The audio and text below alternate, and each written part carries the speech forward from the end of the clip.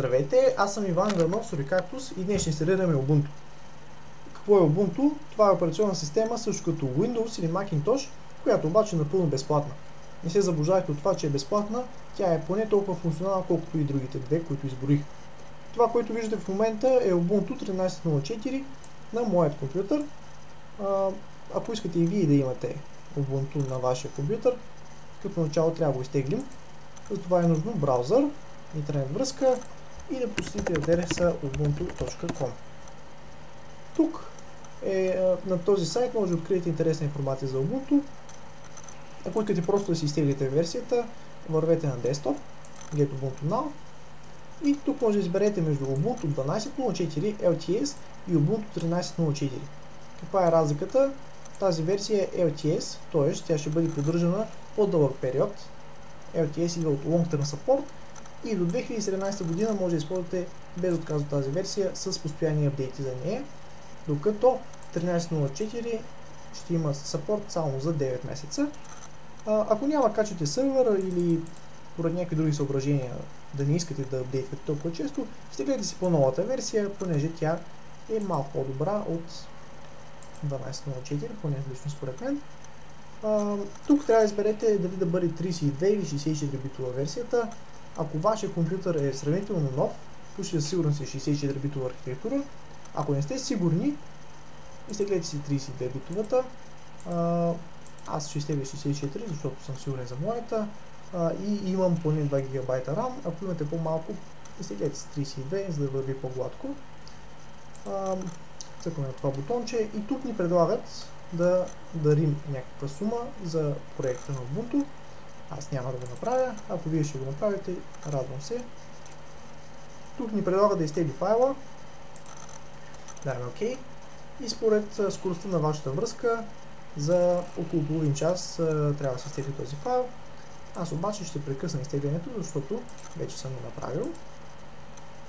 И ще ви покажа какво съм изтеглил в крайна сметка.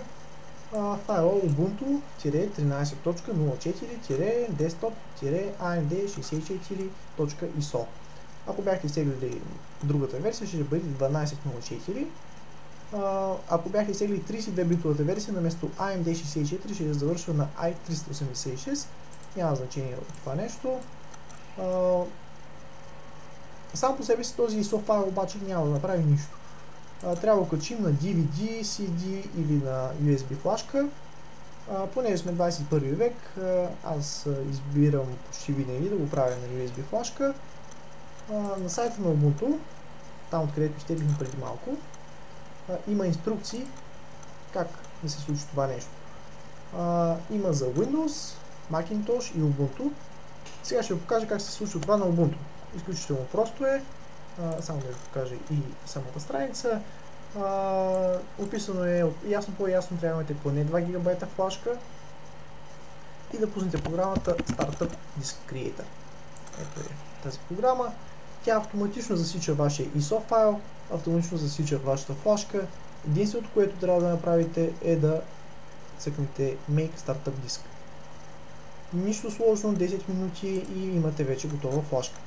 Когато тази флашка е готова, тя съдържа ето тези файлове, които горещо препоръчвам да не бъдат изтривани, ако искате вашата инсталация да протече нормално. Обаче, ако гледате това видео и се нуждаете от информация, почти със сигурност сте потребител на Windows. За целта ще се прехвърлим на Windows. Предвидливо съм пуснал Windows предварително. Отново отиваме в ubuntu.com, Desktop, Get Ubuntu Now, Read Full Installation Instructions, имам bootable USB диск. Така, и тук какво пише? За да го направите, трябва да поне 2 ГБ флашка. Най-добре е да отидете на ето този сайт или направо да изтеглите програмата, която ни трябва. Тя се нарича Universal USB Installer. Интерфейсът изглежда така. Най-отдолу се намира линк, където може да изтеглите. Даже няма да изтеглите, може директно да пуснете програмата. Тя е изключително лека. Така, това е лиценза. Ако сте съгласни с него, цъкате I agree. Аз съм съгласен, изчел съм го със сигурност предварително. Тук трябва да изберете какво ще инсталираме. Ние изтеглихме преди малко Ubuntu 13.04 Desktop AMD 64. Поради тази причина избираме точно тази опция. Ако нямате ISO файла, може да го изтеглите. Аз обаче го имам, заради това ще го маркирам. Ето го него, в Downloads, Open. Така, забележете как файла задължително трябва да бъде в този формат, иначе няма да бъде разпознат, няма да ви позволи да го стартирате. Така, и трябва да изберете USB устройство. Ако съм на виртуална машина, ще може да пусна устройството. Така. То се намира на E. Предполагам. Така, ето го. Вече може да цъкнем на Create и да направим моята USB флашка, която ще има абсолютно същото съдържание, както имаше и преди малко, когато ви го показах. Няма нужда това да го правя, защото ще получим абсолютно същия резултат. За целта направо спирам тази операционна система, защото не е нужно повече. Така, приемаме, че вече имате вашата флашка, която има тези файлове, независимо дали сте го направили на Windows или на Linux, на Mac. DVD, ако запишете, ще съдържа абсолютно същото съдържание. И приемаме, че вече сте готови за по-нататъчни подвизи. За целта трябва да рестартирате вашия компютър, да сложите флашката или диска, да влезете в BIOS с F12, F10 или някой друг F бутоните, то пише на самия екран, и да изберете като boot опция съответното устройство, дали ще бъде DVD или флашка. Аз ще го направя това на моята виртуална машина. Предварително съм избрал флашка, ISO файла. Лилавият цвят е основен за Ubuntu, не случайно го видяхме преди малко. В момента зарежда директно от ISO файла. Зарежда самата операционна система 13.04. Лилавият цвят заедно с оранжевия, както казах, са основни. Тук има грешка, която е на самата виртуална машина и не зависи от мен. И това е началният екран с десктопа отзад. Wallpaper, който е характерен за Ubuntu. Така, тук имаме две опции. Дали да пробваме Ubuntu или да инсталираме Ubuntu. Ако цъкнете на Install Ubuntu, ще отидете на един екран, на който така или иначе ще отидем след малко. Ако цъкнете на Try Ubuntu, ще може да използвате напълно функционална операционна система, без да е инсталирана някъде физически. Отстрани може да изберете език. Има дори и български. Някъде долу мисля, че беше македонски, ето го, български език. Аз лично обаче ще продължа с английски, защото не съм свикнал. Избирам Try Ubuntu. Не е install, защо? След малко ще ви покажа защо. След като го изберете, ще мине известно време и трябва да се зареди наново вашата напълно функционална операционна система. Ето е и нея с стандартния екран. Тук отстрани са програмите, които може да стартирате. Отгоре е панела. Съответно, последното е за пускане, спиране и настройки на самата операционна система. Следва календар с часовник. Тук е силата на звука. Тук са връзките с мрежата. Понеже съм на виртуална машина, директно е засечена от машината, която приютява. Може да нагласите и Wi-Fi. След това е батерията и накрая е езика, на който ще пишем. Може да нагласите и български, но това не е в момента нашата цел. Тук отстрани, ако имате проблем с дисковете, има една много полезна програма, казва се Gparted. Когато я пуснете, ще може да разделите вашите дискове, така както вие желаете, по най-подходящия за ваш начин. Много е полезна програмата, ако знаете какво правите. След това имаме файлов браузър. Ако имате друга операционна система на същия компютър, Отстрани ще видите като отделно устройство.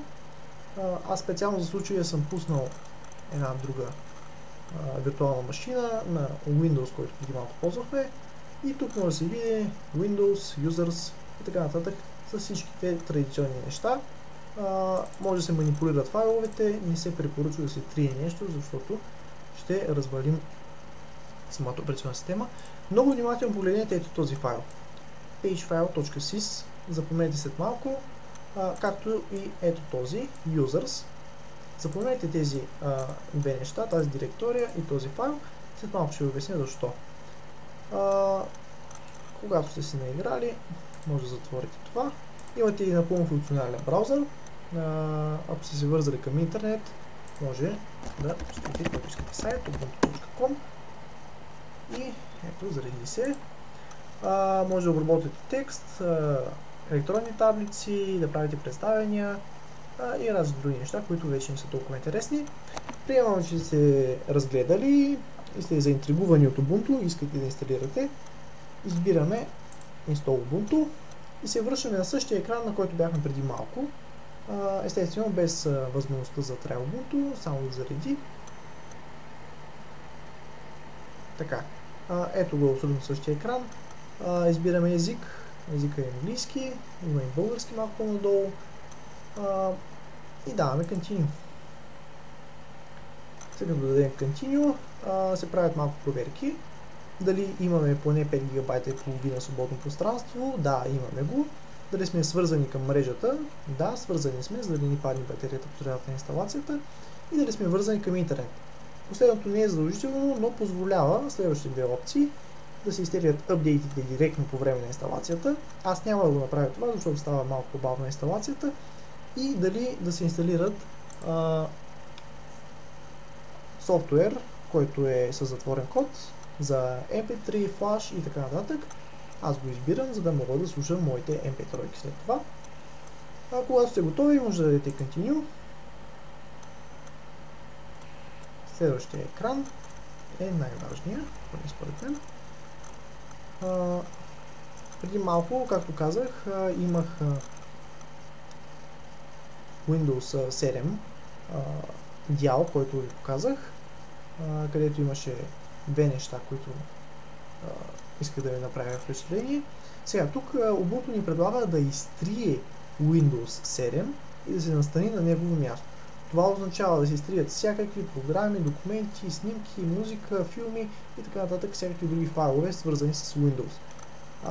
Ако не желаете да се случи това нещо, което предполагам наистина не желаете, не избирайте тази опция в никакъв случай, защото тези файлове не могат да бъдат възстановени или поне по лесен начин.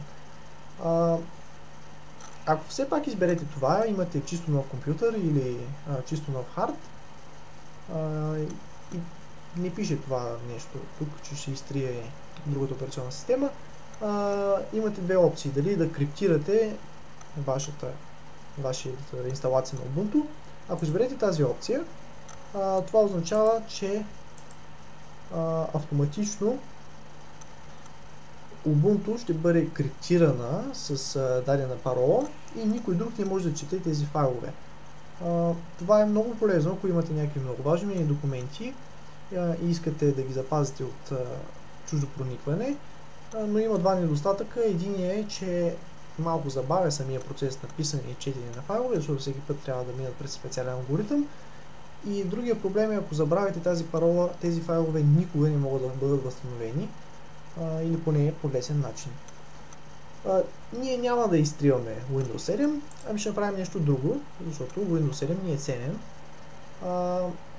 Избираме Something Else и ще направим дяловете абсолютно самички. Continue.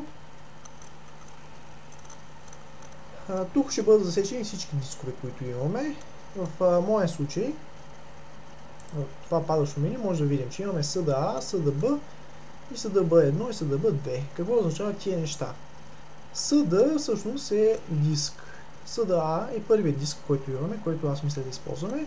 SDB е другия диск, който е на Windows 7 в случая. SDB съдържа в себе си SDB1 и SDB2. Тук също може да се види същото нещо, как е малко по-навътре. SDB1 е всъщност там, където се зарежда Windows 7, а SDB2 е C на този диск.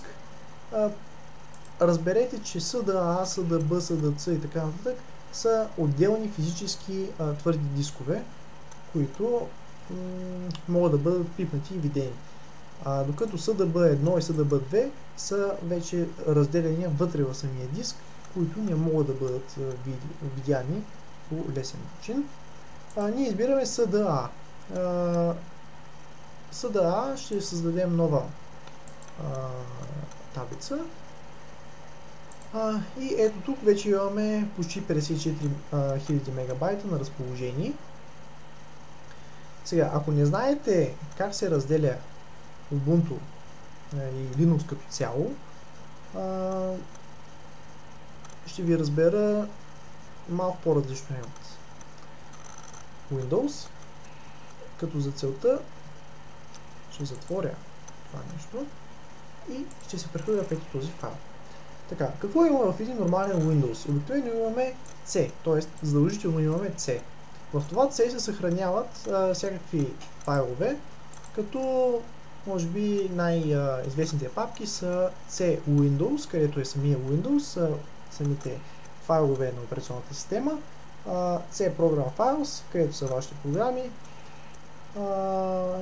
и разни други не толкова забележими. C-то, което е в Windows, в Ubuntu се възприема като root, т.е. ето тази наклонена чертичка. За разлика от Windows, в Linux нямаме ABCD като различни дялове, както имаме тук C, ако имаме друг дял ще бъде D, ако имаме още един ще бъде E, преди малко видях като сложихме флашката беше E и така нататък. Всичко в Linux се намира в root. Root се отбелязва с тази наклонена чертичка.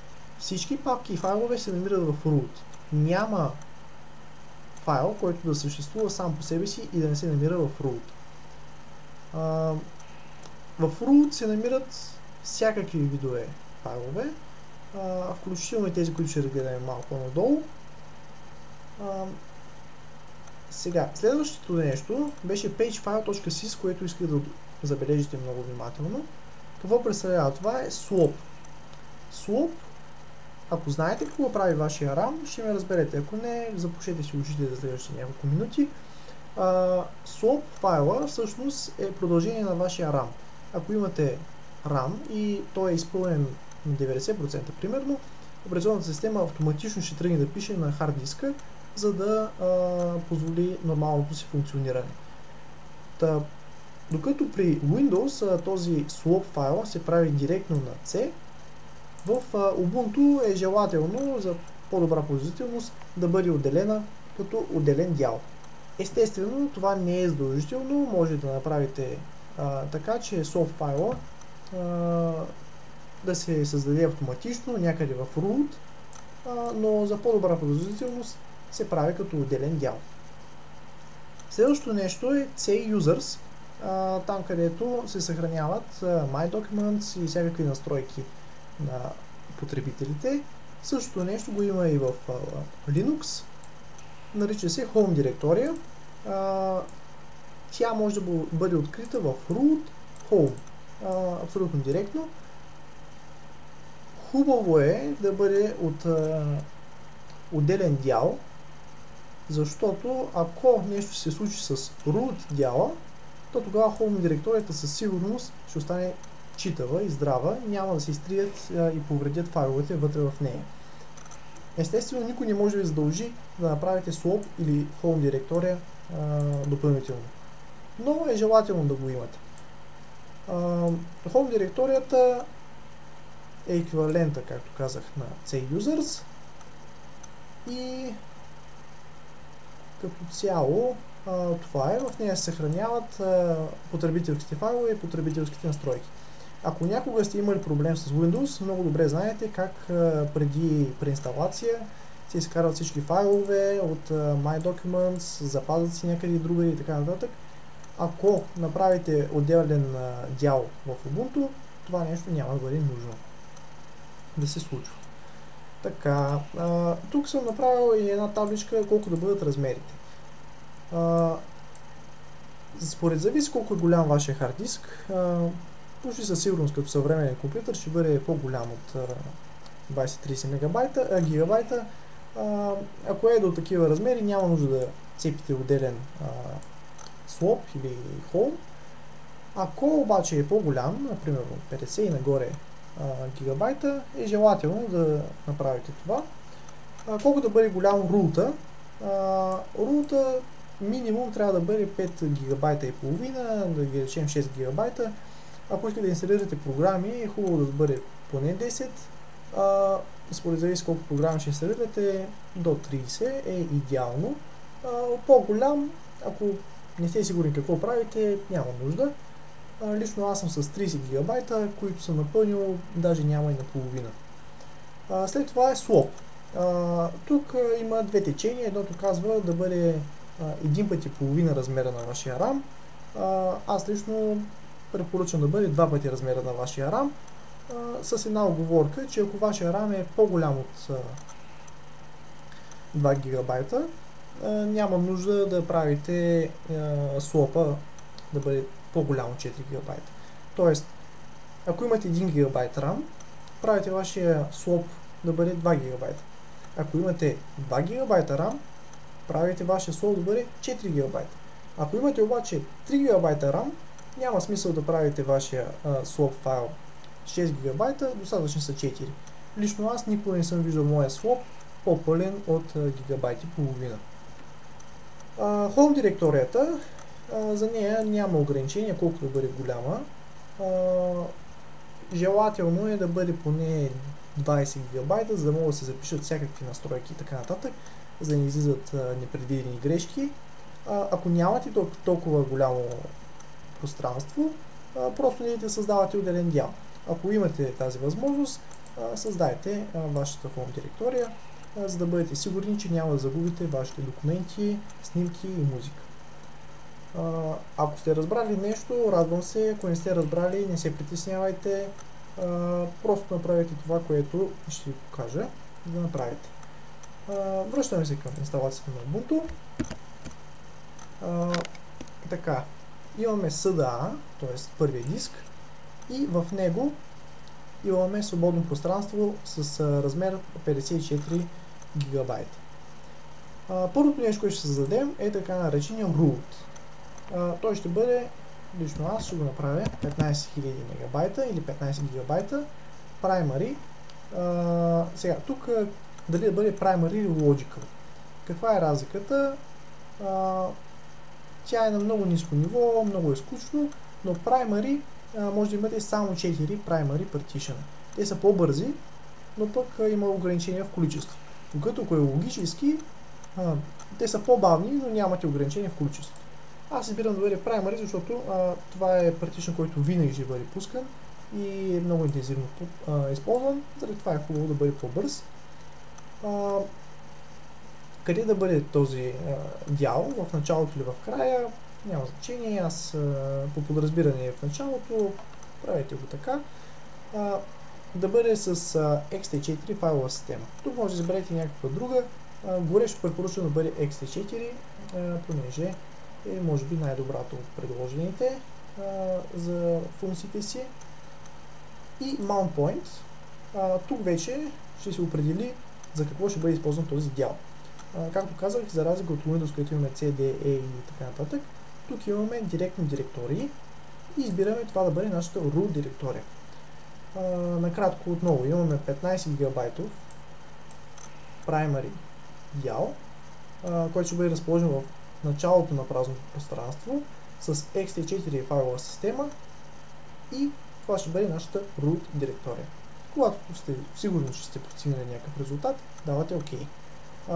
Ако сте от хората, които не им е ясно какво правим в момента, ако ще инсталирате много програми, направете го 30 гигабайта.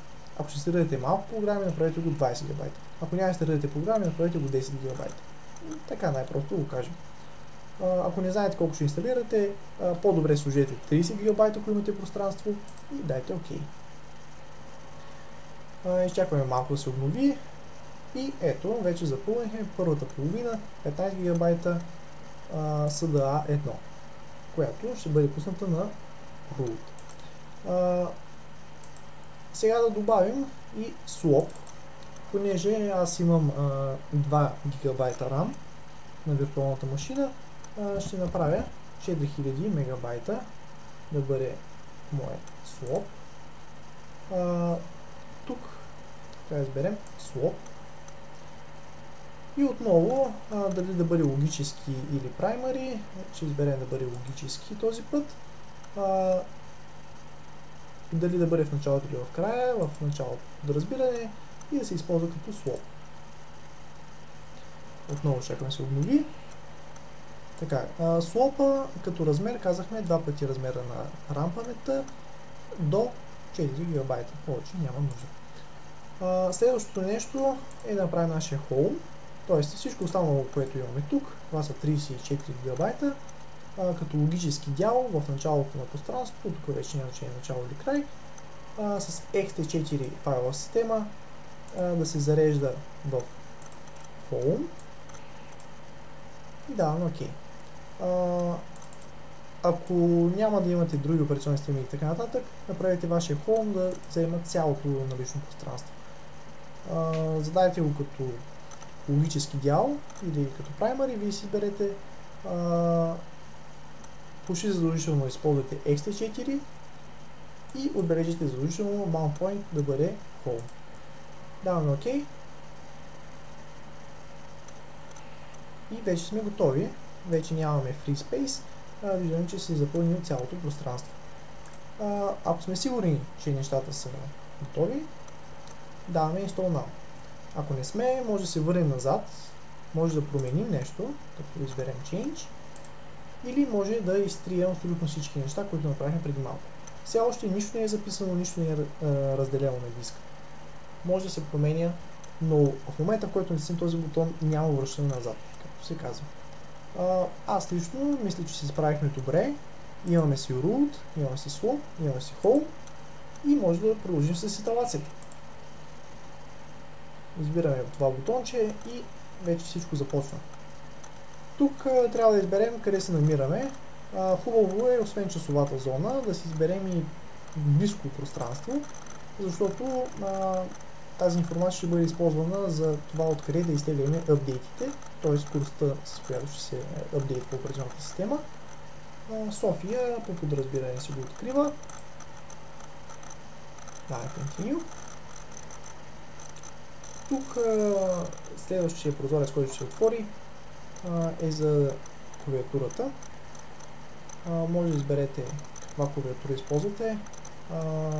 От наличните има българска. Тук е българска. Българска. Аз не използвам фонетика, ами BD е стандарта. Ако не сте сигурни каква клавиатура използвате, може да си я разпознаете от тук. Ще ви накара да натиснете различни бутончета. Аз си знам моята, е българска. Даваме следващата стъпка. Така, тук трябва да напишете вашето име. Искам да Иван Иванов. Вашия компютър, както се казва. Може да се казва Ubuntu.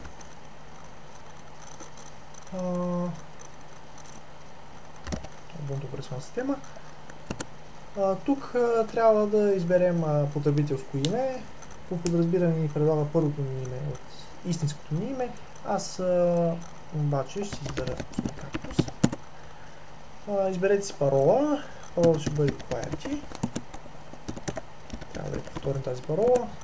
Така, тук имаме възможност дали да се вписваме автоматично в самото начало, т.е. когато заради операционната система, вместо да ни изисква парола, да може да се вписва автоматично. Аз ще го оставя да бъде с парола. И следващото е дали да се криптира нашата home директория. Това е опция, която коментирах малко назад. Ако го избера, ще съм сигурен, че моите файлове няма да бъдат четими за другите, но рискувам да забравя паролата и да не мога да прочета дори и аз. И ще загубя малко производителност, защото всеки път трябва файловете да бъдат обработвани. Проверете всичко отново. Може да забравите как се казва вашия компютър, но не и потребителското име. а паролата, ако я забравите, просто няма как да бъде възстановена. И даваме Continue. Така, от сега нататък е самата инсталация. Докато се инсталира, вие може да използвате браузъра или каквото искате друго. Напълно работещо се. Сега трябва да зареди. Ето, може да се поседите докато чакате. Ако не, може да разгледате рекламката на самото Ubuntu. Тук има различни слайдове, какво има, какви функционалности предлага Ubuntu. Ако искате нещо по-скучно, може да гледате самата конзола, какви неща изкарва. Ето тук се виждат нещата. Ако нещо се изтегля, както в случая, може да дадете на Skip или да се сканира. Ето в случая се изтеглят някакви файлове от някъде. Може да дадете Skip, за да не се изтегля в момента, но е желателно да го оставите и се изтеглят самите файлове. И за сега е това.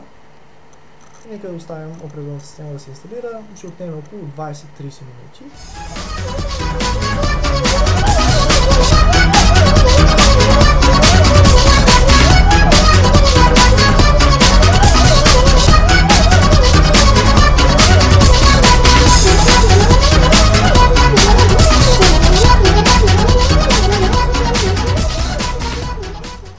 След няколко минути вече сме готови с инсталацията.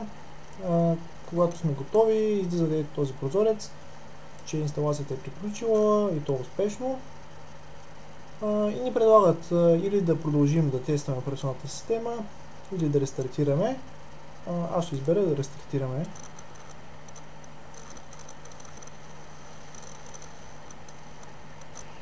Отново долавя екран. И чакаме да се изключи. Има малки размествания. Надявам се, че се оправят.